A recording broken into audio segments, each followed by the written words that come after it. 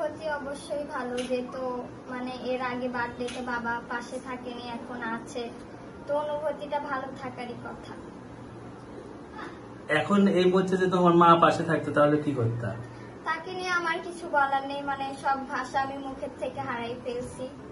তো যে যেখানেই আছে ভালো থাকো। আমরা দোয়া করি, আমরা সবাই দোয়া করি তোমার আম্মু ভালো থাক। আমরা তার জন্য কোনো আমরা বাজে মন্তব্য করবে চাইতেছি না। আমাদের ছেলে ছেলে তো ভালো আছে, যে ভালো থাক, নাকি বললাম মা? নাকি তোমার আম্মু ভালো আছে না? কি বলো বলো, তোমার আমার জন্য কিছু বলবা? ভালো থাকবে না খারাপ থাকবে বলো? হ্যাঁ বলো, তুই বলো তোমার আম্মু কেমন থাকবে? কব ভালো থাক। বলো ভালো থাকবে না? তোমার আম্মু ভালো থাকবে না বলো? হ্যাঁ, মায়ের জন্য দোয়া রইল, মা যেন আমার জন্য দোয়া রইল। ওনার আম্মুর উপর খুবই রাগ, উনি ওনার আম্মুর কথা সে শুনে বলতে চায় না আর কি।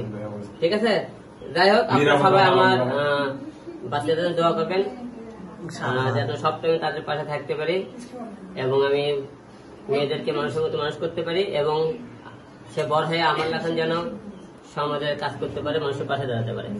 সবাই ভালো থাকবে।